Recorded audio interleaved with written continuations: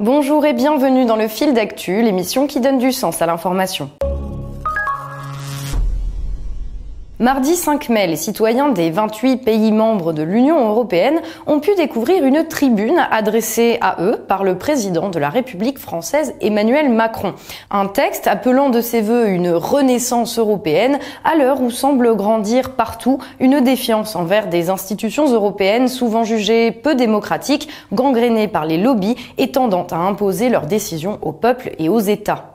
L'Europe est quand même démocratique, globalement l'Union européenne, mais la zone euro ne l'est pas. Puisque la zone euro, tout ce qui concerne en fait le cœur de la souveraineté, c'est-à-dire les budgets, c'est-à-dire la sécurité sociale, la retraite, votre salaire, qui est énorme, on le sait tous, tout ça, c'est décidé par les ministres des Finances qui siègent à huis clos sans aucun contrôle d'un Parlement de la zone euro. Parce qu'il n'y a pas de Parlement de la zone euro. Donc oui, il y a un problème de démocratie. Il y a entre 10 et 20 000 lobbyistes à Bruxelles. Personne ne sait exactement combien ils sont, en raison du manque de transparence qui entoure leurs activités. Ceux qui ont beaucoup d'argent, et notamment les grandes entreprises, ont les moyens de s'immiscer dans le processus de prise de décision et de contrôler ce qui devrait être un mécanisme démocratique. Ce n'est pas ce que l'on attend de la démocratie. Ce n'est pas de la démocratie. C'est une désaffection massive des peuples et qui est très saillante dès lors que se produit un référendum. Et durant les années 2015-2016, ça s'est beaucoup vu, il y a eu 5 référendums au total dans des pays membres de l'Union, tous négatifs. Une lettre publiée dans 28 pays et traduite dans 24 langues. Le signal est fort. Emmanuel Macron a tenu à s'adresser à l'ensemble des Européens pour lancer sa campagne. Jamais depuis la Seconde Guerre mondiale, l'Europe n'a été aussi nécessaire et pourtant autant en danger. À moins de 3 mois des élections européennes, le président s'érige en rempart contre les nationalistes. Les gens qui nous écoutent, voilà, ils vont pas lire, c'est pas des éditorialistes comme vous, etc. Bon, ils disent voilà, il a fait une lettre. Qu'est-ce qui va en rester? Qu'est-ce qu'il y aura de concret? Écoutez, Charlotte Dornelas. Non, mais pour la première fois, il y a pas la première fois, mais en tout cas là, il y a un projet qui, à mon avis, sera le projet en gros européen, en fait. des Européens. Et moi, lorsque je vois ce qu'écrit le chef d'État, ça donne envie. Une Union européenne qui garantit la liberté, qui protège les citoyens et qui nous porte vers le progrès. Tel est le projet présenté à l'Europe entière et dans plusieurs langues par Emmanuel Macron ce mardi. Pour y arriver, des propositions comme la lutte contre les cyberattaques en temps d'élection ou contre les contenus haineux sur Internet, des politiques d'asile ou de défense commune ou encore de nouvelles normes sociales ou environnementales. Le tout afin d'endiguer des tentations de repli national motivées par la peur et le doute. Je propose que soit créée une agence européenne de protection des démocraties. Nous devons interdire le financement des partis politiques européens par des puissances étrangères. Nous devons bannir d'Internet par des règles européennes tous les discours de haine et de violence.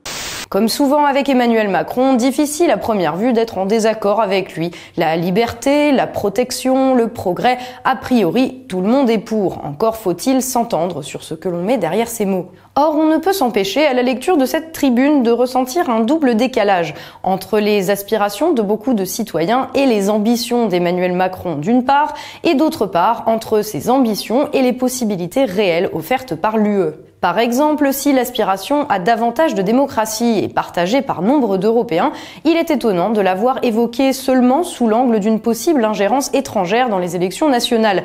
Car pour rappel, au sein de l'UE, c'est aujourd'hui une institution non élue, la Commission européenne, qui a seule le pouvoir de proposer des lois que les États sont contraints par la suite de transposer dans leur droit national. Une problématique autrement plus lourde de conséquences pour la démocratie que celle évoquée par notre président, qui n'y fait pourtant aucune allusion. Il y a des mensonges incroyables qui sont racontés sur la construction européenne. Par exemple, on dit que c'est pas démocratique. Mais c'est quoi? Qu'est-ce qu'on va faire là? On va voter à l'échelle européenne et selon le résultat du vote, on saura en tout cas, quelle sera l'orientation du président de la Commission européenne. Donc, c'est pas démocratique, ça. C'est très démocratique. Le vrai pouvoir des commissaires n'est pas seulement de distribuer des subventions. Dans l'Union européenne, ils font la loi. Il a un vrai pouvoir, un commissaire européen, parce que en matière européenne, il n'y a que de Bruxelles, que de la Commission que peuvent partir les propositions. Il n'y a pas une proposition qu'il n'y a pas de nous. À entendre Pierre Moscovici, le pouvoir en Europe serait centralisé autour des 28 commissaires et des chefs d'État.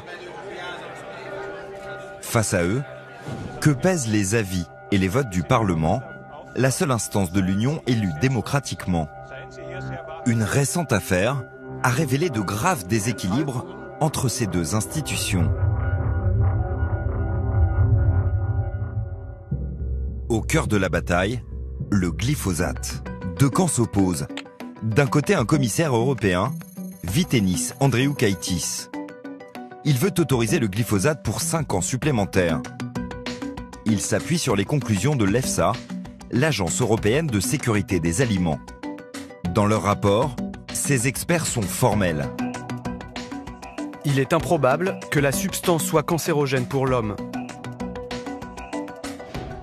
En face, la députée Michèle Rivasi est spécialiste des questions de santé. Elle veut interdire le désherbant. Michèle Rivasi s'appuie sur les Monsanto Papers. Des centaines de documents confidentiels internes à l'entreprise qui ont fuité lors d'un procès aux États-Unis. Voilà ce qu'on y découvre. À gauche, le rapport de l'EFSA sur le glyphosate. À droite, une étude interne menée par Monsanto sur le désherbant qu'elle fabrique. Les phrases surlignées sont identiques, mot pour mot. L'agence européenne a copié-collé des dizaines de pages de l'étude de Monsanto. Les conclusions sont les mêmes, au mot près. Aucun type de cancer n'a été observé en lien avec l'utilisation du glyphosate. Les députés votent. L'interdiction du glyphosate dans 5 ans est approuvée à une large majorité. La Commission va-t-elle suivre le vote des parlementaires? Dans la Constitution européenne, rien ne l'y oblige. Un mois plus tard, le 27 novembre, le commissaire Vytenis Andriukaitis propose aux États membres de renouveler l'autorisation du glyphosate pour 5 ans. Il n'a donc pas tenu compte du vote du Parlement, ni de la pétition citoyenne d'1 300 000 signatures demandant l'interdiction de l'herbicide. Je voudrais vous signaler que le Parlement, la Commission et tous les États membres de l'Union savent que le respect de la loi est une des valeurs principales de l'Europe. Le Parlement doit se plier à ses obligations. Ce sera tout. De même, quand Emmanuel Macron évoque la possibilité de sanctionner des entreprises portant atteinte à des intérêts stratégiques, il oublie de mentionner que si ces intérêts stratégiques sont aujourd'hui menacés, c'est avant tout parce que certains traités européens ont contraint les États à les abandonner progressivement, ou que certains traités de libre-échange qu'il a lui-même ratifiés permettent à des firmes étrangères d'attaquer des pays devant des tribunaux d'arbitrage. Bref, que les problèmes qu'il pointe sont le résultat de politiques imposées par les institutions européennes et que donner plus de pouvoir à ces institutions, comme il le préconise, ne représente pas forcément la réponse la plus logique à la situation actuelle. Je pense qu'on est arrivé là aussi, aujourd'hui, à une contradiction. On a longtemps pensé que, en construisant un marché, finalement, on construisait quelque chose de technique. On a longtemps pensé que ça n'avait pas forcément d'effet en termes de redistribution, que c'était organiser des marchés, voilà, organiser un marché économique, monétaire, que ça n'avait pas d'effet en termes d'interdépendance. On se rend compte aujourd'hui, à travers toute une série de crises, qui sont les crises actuelles de l'Union européenne, hein, que en fait, il y a en permanence des interdépendances, il y a en permanence. Donc on ne peut plus penser l'Europe simplement comme quelque chose de technique et d'apolitique. À partir du moment où on reconnaît que ces institutions ont un rôle bien plus large que simplement monétaire ou judiciaire, mais qu'elles portent en quelque sorte le projet européen, alors il faut en tirer toutes les conséquences. Et je pense que là, le Parlement européen devrait jouer tout son rôle pour pour choisir hein, des juges et des membres de la Banque centrale qui soient représentatifs. Le 1er novembre 2011, Mario Draghi succède à Jean-Claude Trichet à la tête de la Banque centrale européenne. Fut de 2002 à 2006 vice-président pour l'Europe de Goldman Sachs avant de devenir gouverneur de la Banque d'Italie. Un poste clé au sein de la banque américaine qui a notamment cette mission, vendre les produits financiers swap permettant de dissimuler une partie des dettes souveraines des États.